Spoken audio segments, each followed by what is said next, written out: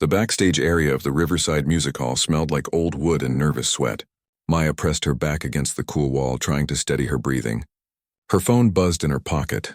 Probably her mom sending another encouraging text, but she couldn't bring herself to look at it. Not now. Not when her hands were shaking like this. She'd gotten the call just 3 days ago. The original pianist had fallen sick, and somehow, through a chain of last-minute recommendations, her name had come up. Maya still wasn't sure who had suggested her, or why the coordinators had agreed to let a complete unknown perform at the annual showcase. This wasn't just any event. This was the Riverside Music Hall's most prestigious night of the year, where music students from the fancy conservatory showed off their skills to professors, professional musicians, and people with enough money to fund entire music programs, and here she was. A 19-year-old community college student who'd learned piano from watching videos on her laptop. Through the gap in the curtain, she could see the audience filing in. Women in elegant dresses, men in suits that probably cost more than her entire semester's tuition. The stage lights reflected off champagne glasses. Everything about this place screamed money and tradition and things she'd never been part of. Maya pulled at the hem of her simple black dress. It was the nicest thing she owned, bought on sale 2 years ago for her high school graduation. She'd tried her best to look presentable, but standing here she felt like a kid playing dress-up. A burst of laughter made her turn her head. A group of students stood near the dressing rooms, and she recognized some of them from the brief orientation earlier. These were the conservatory kids, the real musicians. They wore their formal clothes like second skin, comfortable and confident in a way she could never fake. One guy stood in the center of the group, tall and broad-shouldered, with perfectly styled dark hair. He held his phone up, showing something to his friends that made them all crack up. Maya didn't mean to eavesdrop, but voices carried in the narrow backstage corridor. Wait, you have to see this one," the tall guy said, tapping his phone screen. "She's playing on a keyboard that probably cost $50. More laughter. Maya's stomach dropped. Somehow she just knew they were talking about her. "Is that really her?" a girl asked, peering at the phone. "She's performing tonight?" "Apparently," the tall guy said, his tone dripping with disbelief. "I looked her up after I saw her name on the program. She has a YouTube channel or something, plays pop songs and movie soundtracks." He said it like it was the funniest thing he'd ever heard. "You're kidding," another guy chimed in. "They're letting someone like that perform here? What's next? They'll let anyone with a Guitar Hero high score play at Carnegie Hall." The group erupted in laughter again. The tall guy scrolled through what had to be her social media, showing them clips she'd posted from her tiny apartment. Videos she'd filmed sitting on her bed because there wasn't room anywhere else. Recordings where you could hear her neighbor's TV through the thin walls. "This is what passes for talent these days," he continued, shaking his head. "She probably can't even read sheet music properly. I bet she plays everything by ear like some kind of party trick." His friends ate it up, adding their own comments. Maya felt her face burning. She wanted to move, to walk away, to disappear completely, but her legs wouldn't cooperate. She just stood there, frozen in the shadows, listening to them tear apart everything she'd worked for. The girl in the group at least had the decency to look slightly uncomfortable. I mean, maybe she's better in person? "Please," the tall guy scoffed. "I've been playing since I was 4. My grandfather played at the Sydney Opera House. My mom teaches at 3 universities. I know real talent when I see it, and that," he gestured at his phone, "is not it. She's probably here because they needed to fill a slot and couldn't find anyone else on short notice." He wasn't wrong about that last part, and that made it sting even more. Another conservatory student walked by and stopped to see what the commotion was about. The tall guy showed him the phone. "This is tonight's opening act. Can you believe it?" The newcomer squinted at the screen and laughed. "Oh man, this is going to be painful to watch. Should we start a betting pool on how many mistakes she makes?" Maya felt something crack inside her chest. All those late nights practicing on her cheap keyboard. All those hours watching tutorials, rewinding the same section over and over until her eyes burned. All those times she'd chosen to stay home and practice instead of going out with friends. None of it mattered to these people. To them, she was just a joke. A warm-up act they could mock before the real performers took the stage. "Ladies and gentlemen, may I have your attention, please?" The announcement came through the backstage speakers, making Maya jump. The showcase coordinator, a thin woman with wire-rimmed glasses, was addressing the audience. "We'll be beginning our evening in just 5 minutes. Please take your seats, 5 minutes. Maya had 5 minutes before she had to walk out onto that stage in front of all those people, in front of the conservatory students who'd already decided she wasn't good enough, in front of professors who'd spent their lives studying music the proper way, in front of an audience who'd paid good money expecting to see real talent. The group of students started moving toward the wings, taking their positions to watch from the side stage. The tall guy pocketed his phone, still smirking. As they passed near where Maya stood, she pressed herself further into the shadows, praying they wouldn't notice her. They didn't. She was invisible to them. Just a nobody who'd gotten lucky enough to embarrass herself in front of important people. Maya Chen? Is Maya here? The coordinator's voice cut through her spiral of thoughts. The woman appeared around the corner, clipboard in hand, looking around frantically. Maya's throat felt tight. She could lie. She could say she felt sick. She could run out the back door and never come back. No one would blame her. No one would even remember her name tomorrow. But her feet started moving forward anyway. I'm here. The coordinator's face flooded with relief. Oh, thank goodness. You're on in 3 minutes. Are you ready? Was she ready? Ready to prove every one of those students right? Ready to crash and burn in front of hundreds of people? Maya looked past the coordinator toward the stage. The grand piano sat there under the lights waiting. It was a beautiful instrument, probably worth more than her family's car. She'd never played on anything that nice. Her keyboard at home had weighted keys that tried to feel like the real thing, but it wasn't the same. It could never be the same. Through the gap in the curtain, she could see the audience settling into their seats. She could see the conservatory students taking their positions in the wings. The tall guy stood with his arms crossed, that smirk still on his face. Miss Chen? The coordinator prompted again. Maya took a deep breath. Her hands were still shaking, but something else was building inside her now. Something that felt almost like anger, except quieter, more focused. She thought about her mom, working double shifts at the diner to help pay for community college. She thought about her little brother, who bragged to his friends that his sister was a pianist. She thought about every single hour she'd spent teaching herself, every frustration, every small victory that no one else saw. Yeah, Maya heard herself say. I'm ready. The coordinator smiled and gestured toward the stage entrance. Wonderful. You'll go on right after the introduction. Break a leg. Maya walked toward the wings on legs that felt disconnected from her body. The tall guy noticed her this time. Their eyes met for just a second and his smirk widened. He leaned over to whisper something to his friend and they both chuckled. The house lights began to dim. The audience quieted down. Maya's heart hammered against her ribs so hard she wondered if people could hear it. The coordinator stepped onto the stage to applause. Good evening and welcome to Riverside Music Hall's annual showcase. We have a wonderful evening planned for you. To open our program tonight, we have a very special guest. Please welcome Maya Chen. The applause was polite but thin. Maya forced her feet to move. One step, another. The stage lights hit her like a physical force, bright and hot and exposing. She couldn't see the audience anymore, just shapes in the darkness beyond the light. She made it to the piano bench and sat down. The keys gleamed under the lights. Her reflection stared back at her from the polished black surface, distorted and unfamiliar. This was it.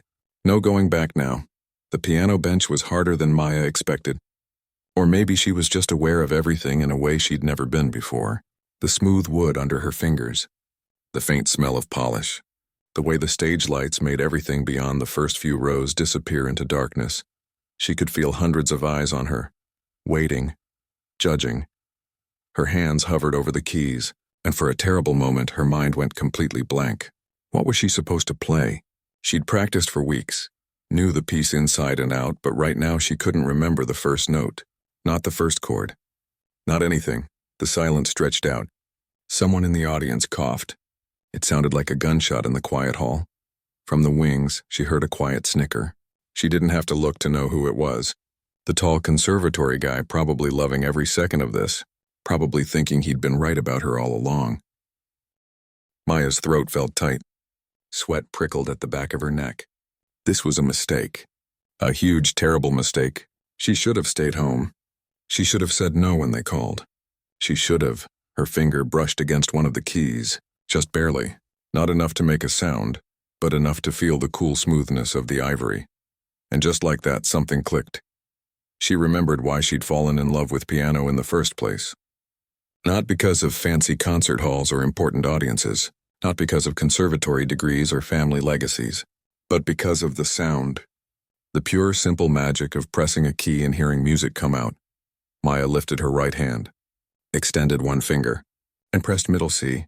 The note rang out clear and true, filling the entire hall. Just one note. Nothing fancy, nothing complicated. Just a single tone hanging in the air. The audience stirred. This wasn't how performances usually started. Maya could feel their confusion, their impatience. She could imagine what they were thinking. When is she going to actually play something? But Maya kept her finger on that key, letting the note sustain, letting it breathe. And as it faded, she did something that made several people in the front rows lean forward. She started to speak. Can you hear it? Her voice surprised her. It came out steadier than she felt. That note. Middle C. Most people think it's just one sound. But it's not. She pressed the key again, and this time she let it ring out even longer. There are other notes hiding inside it.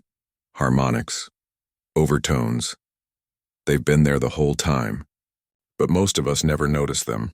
In the wings, the tall guy's smirk had frozen on his face. The coordinator looked confused, like this wasn't what she'd expected either. But Maya wasn't performing for them anymore. She wasn't even sure who she was performing for. Maybe just for herself. I learned piano differently than most people here. Maya continued, her finger still resting on middle C. I didn't have a teacher.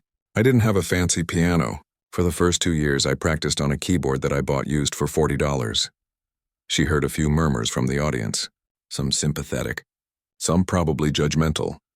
And because I didn't have someone telling me the right way to do things, I had to figure everything out myself. I watched videos, read articles, but mostly I just listened. Maya pressed the key again, and this time she did something unusual. She pressed it very gently, then gradually increased the pressure, showing how the sound changed with dynamics.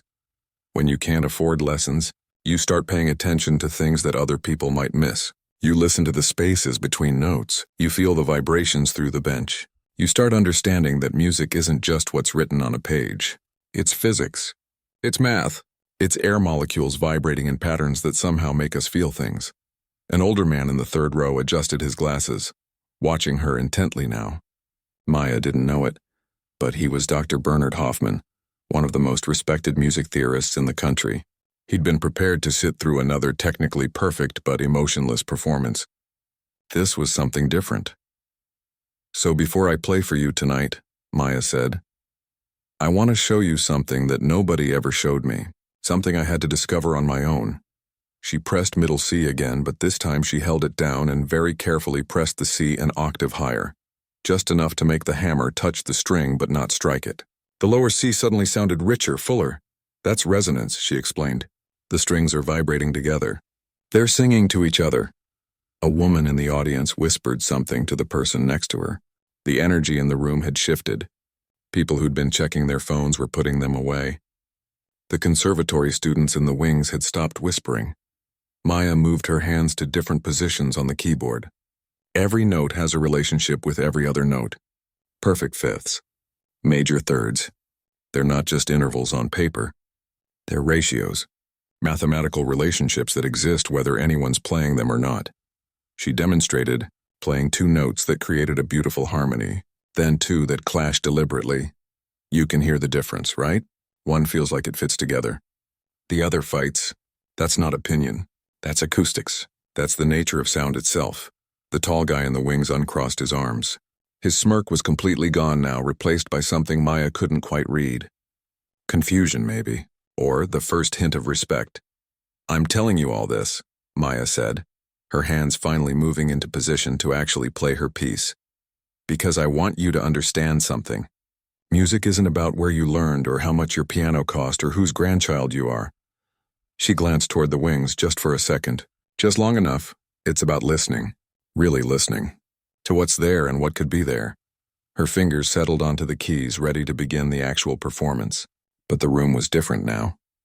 The audience wasn't just waiting for her to finish so they could move on to the real performers. They were actually curious, actually paying attention. Dr. Hoffman leaned forward in his seat. In 40 years of attending concerts, he'd heard thousands of pianists, child prodigies, competition winners, students from the finest conservatories in the world. But he'd never heard anyone talk about music quite like this. This girl understood something fundamental that many trained musicians spent their whole lives missing. The coordinator in the wings had stopped looking worried and started looking amazed. Whatever this was, it wasn't standard. It wasn't traditional. But it was working. Even the conservatory students were quiet now. The girl who'd been part of the mocking group earlier looked genuinely interested. Another guy had pulled out his phone, but not to scroll through social media. He was recording. Maya took a breath. Her hands weren't shaking anymore. That was strange. A few minutes ago, she'd been terrified. But talking about music, really talking about what it meant to her, had centered her somehow, reminded her why she was here. "This piece I'm about to play," she said, "I wrote it myself.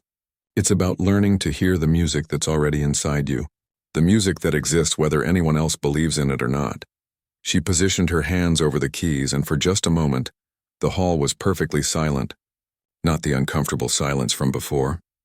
This was anticipation, the kind of quiet that comes before something important happens. "I call it frequencies," Maya said softly, and then she began to play. The first notes came out gentle, almost hesitant, like someone testing the water before diving in. But there was something unusual about the progression. The melody didn't follow typical patterns. It wandered, exploring harmonies that felt both strange and somehow right. Then Maya did something that made several people gasp. She stood up, still playing with her right hand, and reached inside the piano with her left. Her fingers found the strings and plucked them directly, creating a sound like a harp layered underneath the piano notes. This wasn't in any textbook. This wasn't something they taught at conservatories. The tall guy in the wings took a step forward, his mouth slightly open.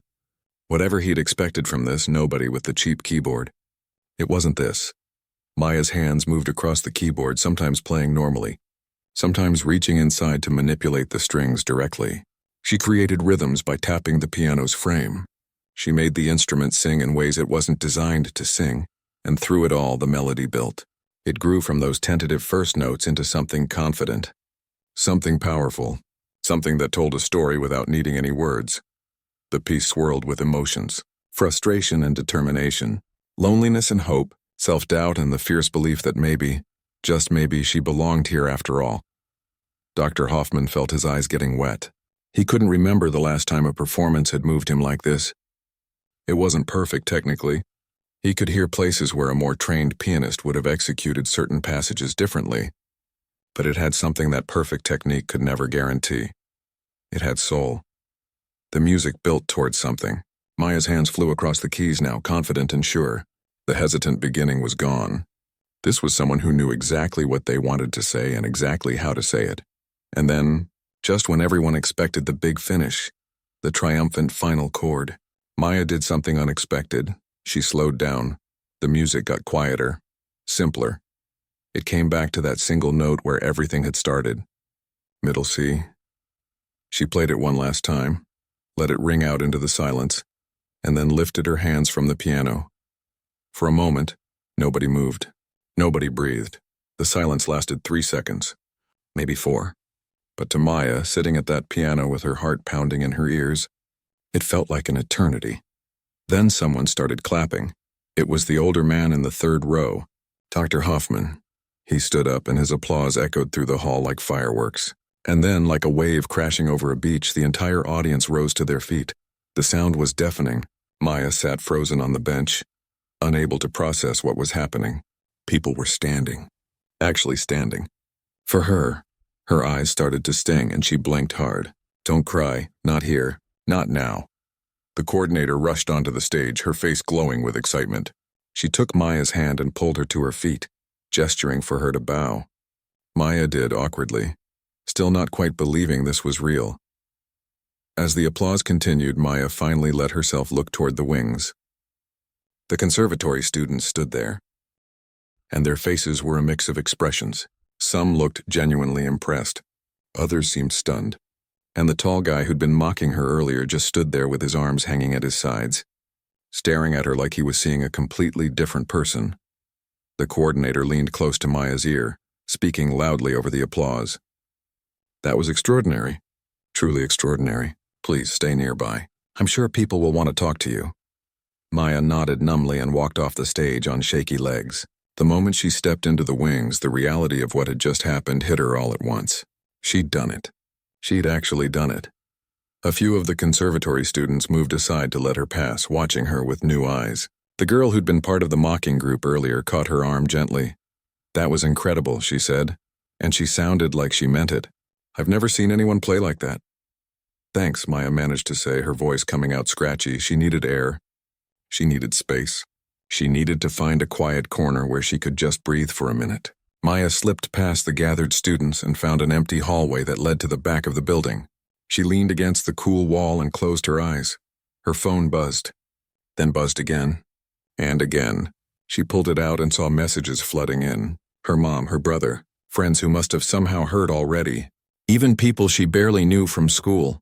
Before she could read any of them, she heard footsteps. Heavy, purposeful footsteps coming down the hallway. Maya looked up and felt her stomach drop. It was him, the tall conservatory guy, walking straight toward her. She straightened up, trying to look more confident than she felt. He stopped a few feet away, and for a moment neither of them said anything. Up close she could see he was probably around 21, maybe 22. His expensive suit fit perfectly.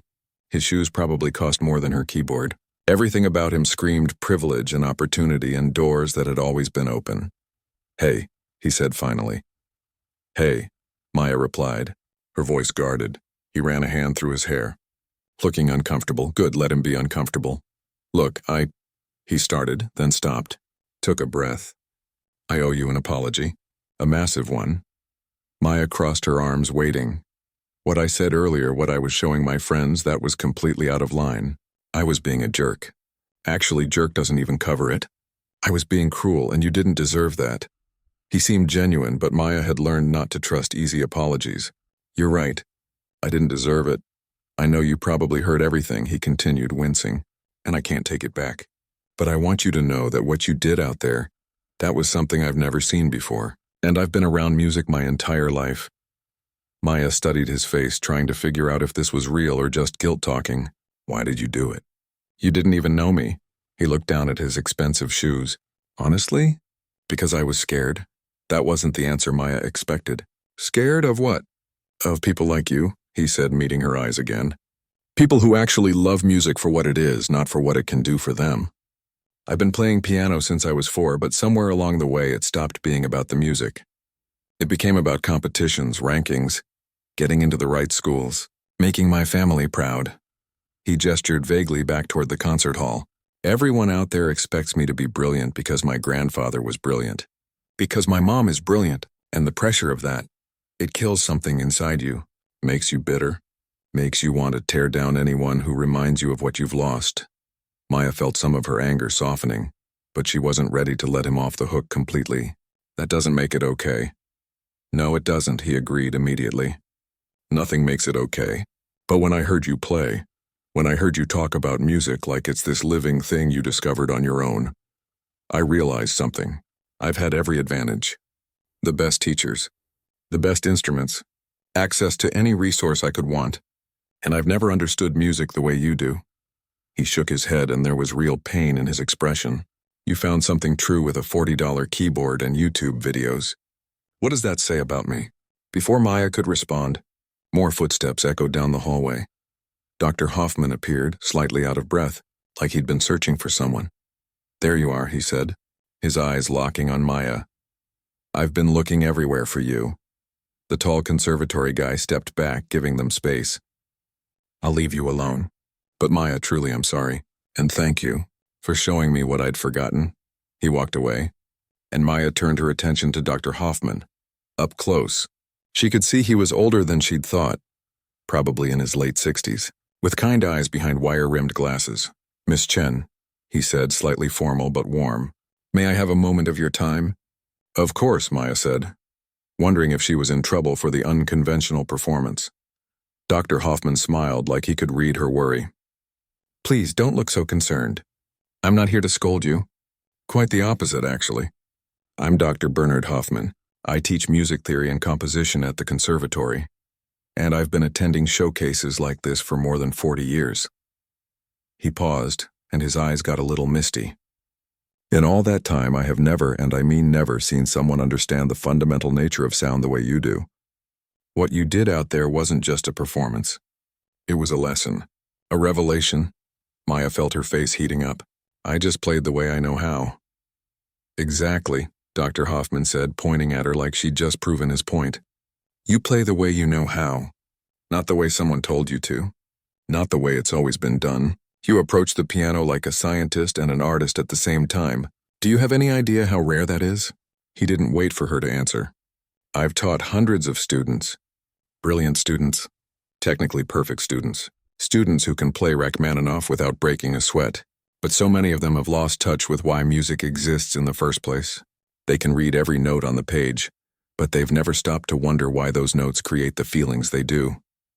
Maya thought about her tiny apartment, her second-hand keyboard, all those nights figuring things out alone. I guess when you don't have someone teaching you the rules, you start asking different questions. Precisely, Dr. Hoffman said, his enthusiasm growing. You're self-taught, which means you built your understanding from the ground up. You didn't just memorize techniques. You discovered principles. That's why you can do things with that piano that conservatory students would never think to try. You're not constrained by convention. He pulled a business card from his pocket and held it out to her. I want to offer you something, and I want you to take a day or two to think about it before you answer. Don't respond now. Maya took the card, confused. Offer me what? A full scholarship to the conservatory, Dr. Hoffman said simply. Tuition, room and board, everything covered.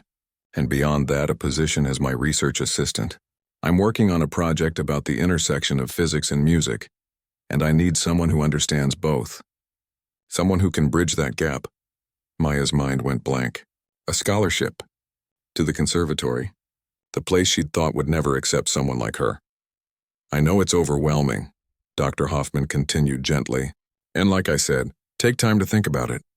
But I believe you have something to teach us as much as we have something to teach you. Maybe more. He gestured back toward the concert hall where the sounds of the next performance were beginning. The world of classical music can be rigid, stuck in its ways. We need people like you to shake things up, to remind us why we fell in love with music in the first place. Maya looked down at the business card in her hand. It felt too light to hold this much weight. This much possibility. I don't know what to say, she whispered. Say you'll think about it, Dr. Hoffman replied with a warm smile. That's all I ask. He patted her shoulder and started to walk away, then turned back. Oh, and Miss Chen? That piece you played, Frequencies. I'd very much like to see the full score if you have it written down. If not, I'd be honored to help you transcribe it properly. That composition deserves to be preserved and shared. After he left, Maya stood alone in the hallway, the sounds of the showcase continuing in the distance. She looked at the business card, then at her phone with all its unread messages, then back at the card. 6 hours ago, she'd been terrified of walking onto that stage. She'd been ready to run away. And now a renowned professor was offering her a full scholarship. The conservatory students who'd mocked her were looking at her with respect. Everything had changed in the span of one performance. Maya leaned back against the wall and finally let herself smile. A real smile. The kind that came from somewhere deep and genuine. Maybe she did belong here after all. Maya didn't go home that night. She couldn't. Her phone wouldn't stop buzzing, and every time she tried to process what had happened, someone else wanted to talk to her. By the time the showcase ended, she'd exchanged contact information with 12 different people, professors, musicians, even someone from a music magazine who wanted to write an article about her approach to playing. It was almost midnight when she finally made it back to her apartment. The building looked different somehow, smaller, like she'd outgrown it in the space of a few hours.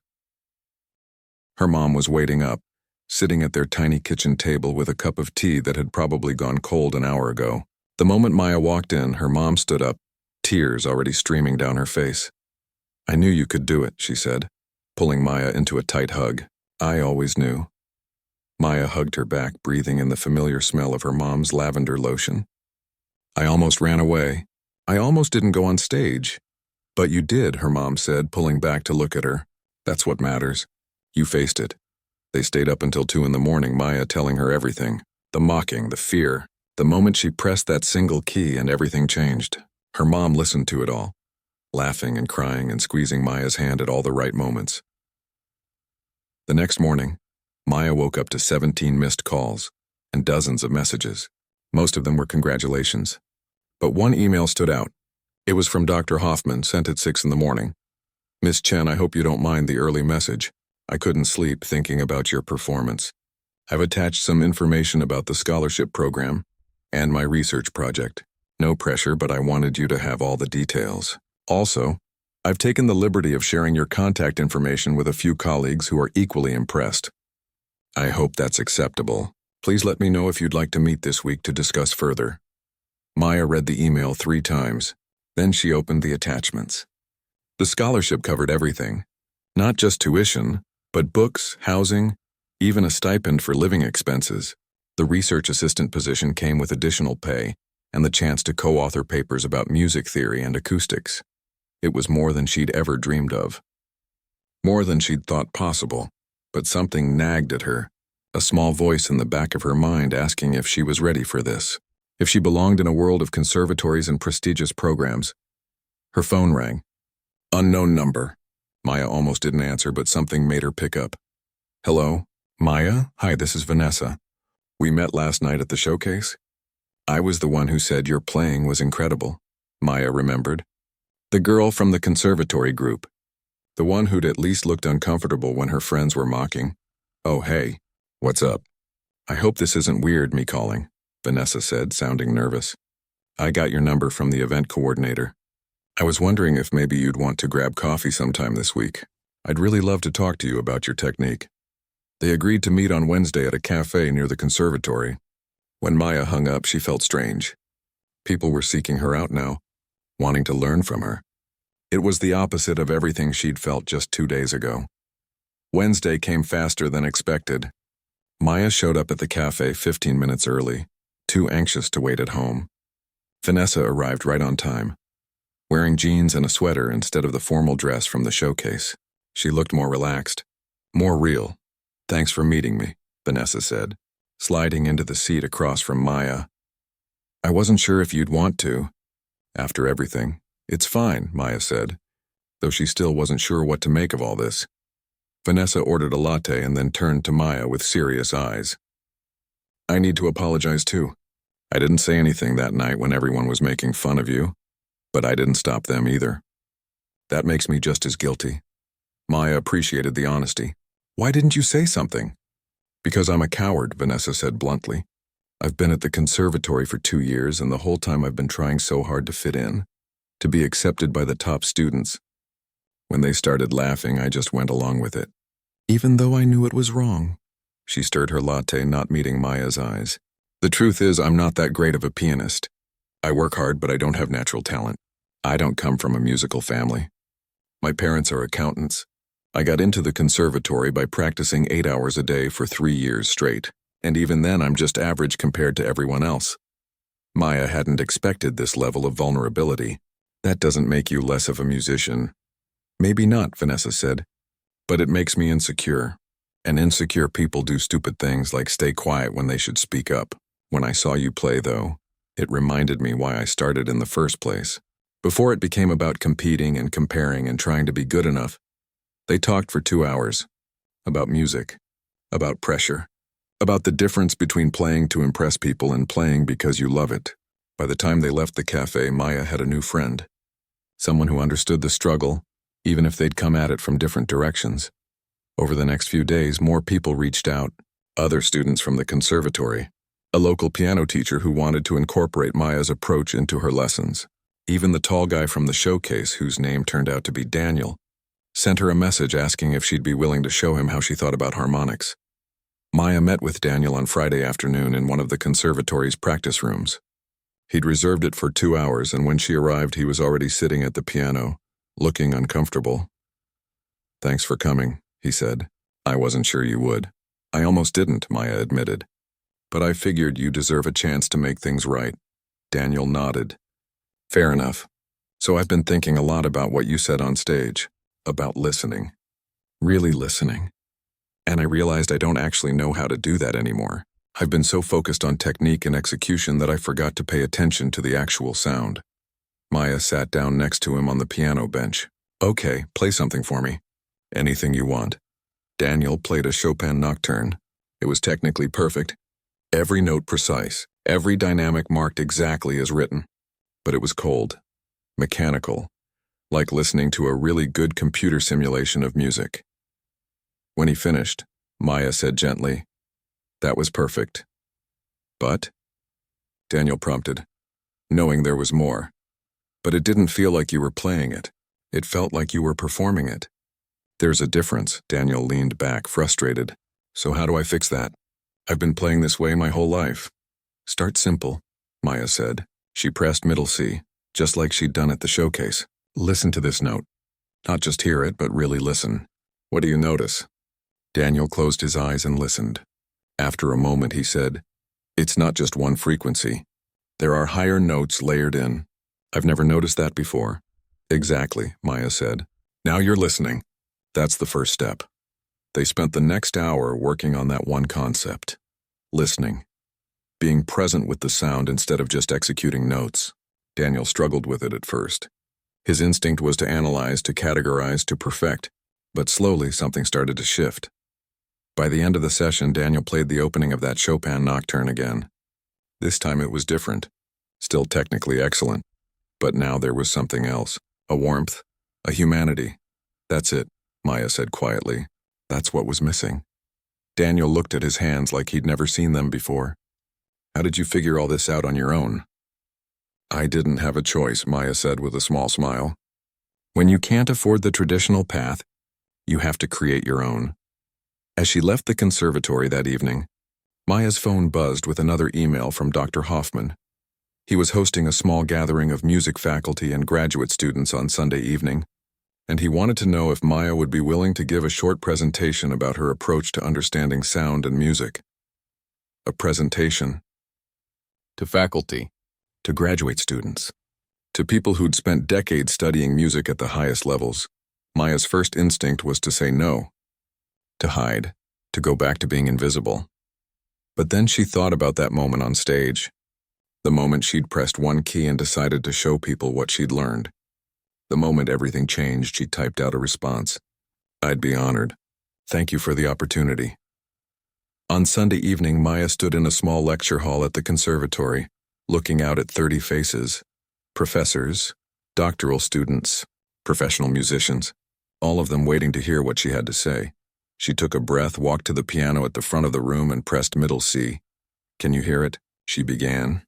And her voice didn't shake this time. "That note. Most people think it's just one sound, but it's not." And for the next hour, Maya taught. She demonstrated harmonics and resonance. She showed them how to listen to the physics of sound. She played examples of how understanding these principles changed the way she approached music. The audience was captivated. People took notes, asked questions.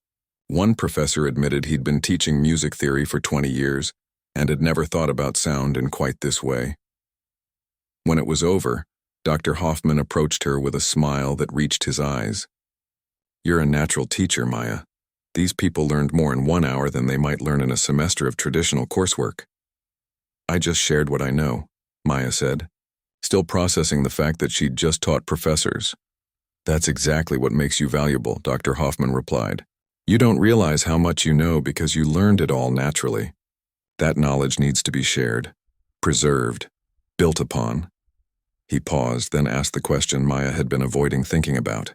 "Have you made a decision about the scholarship?"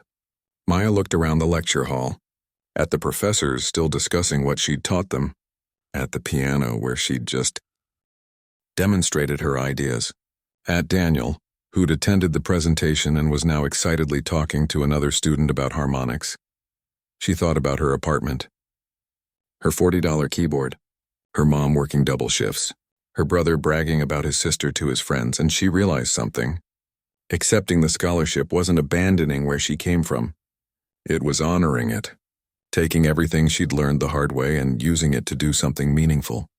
"Yes," Maya said, meeting Dr. Hoffman's eyes. "My answer is yes." 6 months changed everything. Maya moved into the conservatory's student housing in January, bringing only 2 suitcases and her second-hand keyboard. Her roommate was a violin player from Boston who'd been skeptical at first, but after hearing Maya practice, they'd become close friends. The room was small, but it had something Maya's apartment never did: a real upright piano in the common room downstairs. The scholarship covered everything Dr. Hoffman had promised, but the real gift was something Maya hadn't expected: freedom. For the first time in her life, she could focus entirely on music without worrying about how to pay for next month's rent or whether her mom needed help with bills. Her mom had cried when Maya moved out. Happy tears, she'd insisted, but Maya knew there was sadness mixed in too. The apartment felt empty with just her mom and brother now. But every Sunday Maya took the bus home for dinner, and she always brought stories that made her mom's face light up. The conservatory was harder than Maya had imagined, not because she couldn't handle the work, but because she was constantly fighting against years of established tradition. Some professors loved her unconventional approach. Others thought she needed to unlearn everything and start from scratch with proper classical training. Dr. Hoffman became her anchor through it all. He defended her methods in faculty meetings. He helped her navigate the politics of academic music.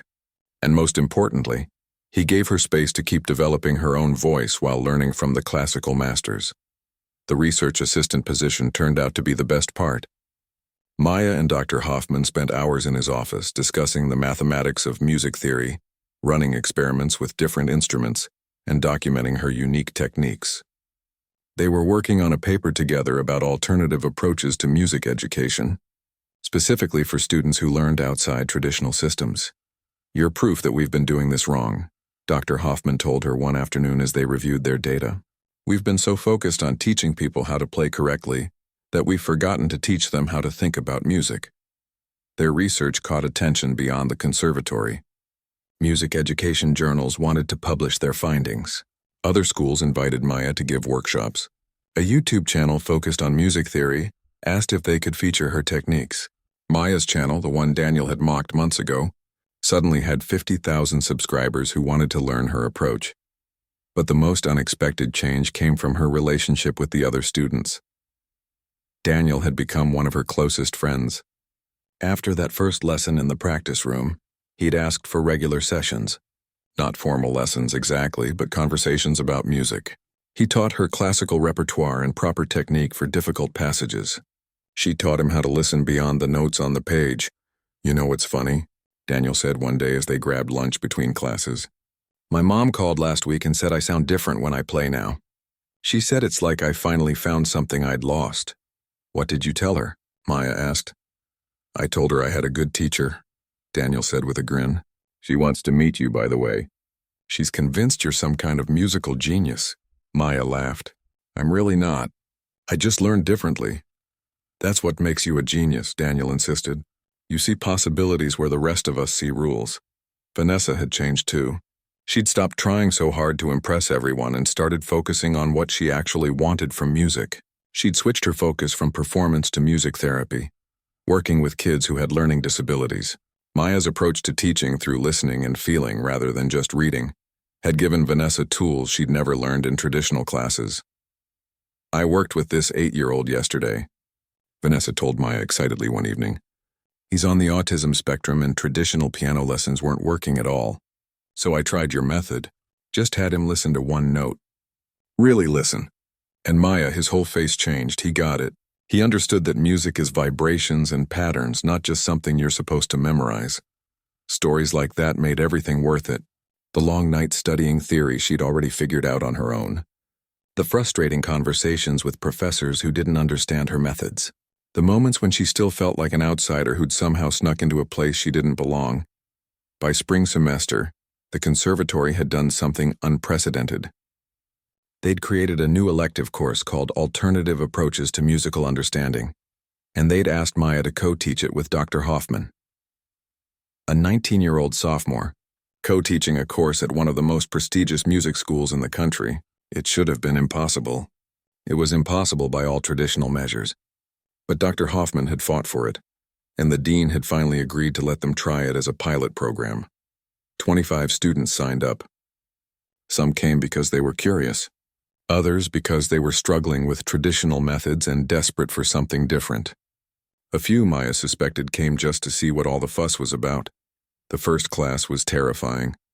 Maya stood at the front of the room, looking at students who were older than her, more experienced than her, more qualified than her by every conventional measure. Dr. Hoffman introduced her, then stepped back and let her take the lead. Maya walked to the piano, took a breath, and pressed middle C. "Can you hear it?" she asked. And just like that first night at the showcase, her nervousness disappeared once she started talking about music. That note. Most people think it's just one sound, but it's not. The class was a hit. Students who'd been ready to drop out of the conservatory found new motivation. Others discovered aspects of music they'd never considered. One graduate student told Maya she'd been playing piano for 18 years and had learned more in 6 weeks than in her previous 4 years of conservatory training. But not everyone was happy about Maya's success. A vocal minority of faculty members thought she was undermining classical tradition. They argued that her methods were too unconventional, too unproven, too dangerous for impressionable students. One professor, Dr. Richardson, made his opposition especially clear. He'd been teaching at the conservatory for 30 years and had strong opinions about the right way to learn music. "This is an institution with standards," he said during a particularly heated faculty meeting that Maya heard about later. "We can't just let anyone waltz in and start teaching whatever they feel like teaching. She's not even certified. She hasn't earned an undergraduate degree yet." Dr. Hoffman defended her every time, but Maya knew the criticism bothered him. He was putting his reputation on the line for her, and she didn't want to let him down. The tension came to a head in April when the conservatory hosted its spring concert series. It was tradition for faculty and select students to perform, and this year Dr. Hoffman insisted that Maya play a piece. Dr. Richardson objected immediately. "She already performed at the showcase. This concert is for serious musicians, not viral video personalities." The comment stung, but Dr. Hoffman stood firm. "Maya Chen is exactly the kind of serious musician we should be celebrating. She'll perform, and I'll personally take responsibility for the decision." The night of the concert, the hall was packed. Word had spread about the controversy, and people came to see what would happen. Dr. Richardson sat in the third row with his arms crossed, looking like he'd rather be anywhere else. Daniel and Vanessa were there, along with most of Maya's students from the Alternative Approaches class. Her mom and brother sat in the front row, her mom wearing the nicest dress she owned. Maya had spent weeks preparing for this performance, not just practicing the notes but thinking about what she wanted to say. She'd chosen to play an original composition, something new she'd been working on with Dr. Hoffman's guidance. A piece that blended everything she'd learned in the past 6 months. Classical structure with unconventional techniques. Traditional harmonies with unexpected resonances. She called it the in-between. When she walked on stage, the applause was mixed. Some people clapped enthusiastically. Others, like Dr. Richardson, barely participated. Maya sat at the piano and didn't speak this time. She just began to play. The piece started simply with familiar classical patterns, but then it shifted, incorporating the harmonic techniques she discovered on her own. She played inside the piano, creating textures that made some audience members lean forward in surprise. She used the pedal in unconventional ways, letting notes blur and blend in patterns that classical composers had never intended, but that worked beautifully anyway. The music told a story about being caught between two worlds. The world she came from and the world she'd entered, the traditional and the experimental, the proven and the possible. It was technically complex enough to satisfy the classical purists, but creative enough to show that she hadn't abandoned her unique voice. It was her way of saying she could respect tradition while still pushing boundaries. When the final chord faded, there was a moment of silence. Then the audience erupted into applause. Real applause, not polite obligation. Even Dr. Richardson clapped, though Maya noticed he didn't stand like most of the others did. But she didn't need everyone's approval. She'd learned that over the past 6 months. Some people would never accept her methods, and that was okay. What mattered was the students who'd found new life in music because of her approach. The research that was changing how people thought about education. The door she'd opened for other unconventional learners. After the concert, Dr. Richardson approached her in the hallway. Maya braced herself for criticism. "That was well executed," he said stiffly. Then, after a pause, Perhaps there's more merit to your methods than I initially thought. You've given me something to consider. It wasn't an apology or even full acceptance, but it was something. A crack in the wall. Dr. Hoffman pulled Maya aside as people filtered out of the hall. I have news, he said, barely containing his excitement. The dean called me this afternoon. They want to make alternative approaches to musical understanding a permanent course, and they want you to keep teaching it after you graduate. Maya felt tears spring to her eyes. Really? Really, Dr. Hoffman confirmed. You're changing this institution, Maya, slowly but surely. You're proving that there's room for different voices in classical music. That night, Maya lay in her dorm room staring at the ceiling. 6 months ago, she'd been terrified of walking onto a stage. She'd been ready to run away rather than face judgment from people who thought they knew what real musicianship looked like. Now she was teaching at a conservatory, publishing research, helping students discover new ways of understanding music, and she'd done it without abandoning the unconventional path that had led her here. Her phone buzzed. A text from Daniel. Hey, some of us are grabbing pizza to celebrate your performance. You in? Maya smiled and typed back. Yeah, I'm in. She grabbed her jacket and headed out to meet her friends. The conservatory halls were quiet now. Most students either at the concert's after party or already asleep. But Maya could hear faint piano music coming from one of the practice rooms. Someone working late, chasing their own musical dreams. She paused outside the door and listened. It sounded like they were using some of the techniques from her class. Exploring harmonics, playing with resonance, finding their own voice instead of just copying what came before. Maya continued down the hall with a smile on her face. She'd started this journey alone in a cramped apartment with a cheap keyboard and a dream. Now she was part of something bigger, a movement toward making music education more accessible, more inclusive, more human. And it all started with one key, one note, one moment of deciding to show people what music sounded like when you listened with more than just your ears. The pizza place was warm and loud when Maya arrived. Her friends waved her over to a crowded table. Daniel scooted over to make room. Vanessa was already telling a story that had everyone laughing. Maya slid into the booth and looked around at the faces of people who'd become her family. Some had started as critics, others as strangers, but they'd all found common ground in their love of music and their willingness to see it differently. To Maya, Daniel raised his soda cup in a toast, for teaching us that the best way to understand music is to stop trying so hard to understand it, and just listen. Everyone raised their cups. Maya raised hers too, feeling grateful and hopeful, and finally, after everything, like she belonged. Because she did belong, not despite her unconventional journey, but because of it, and that made all the difference.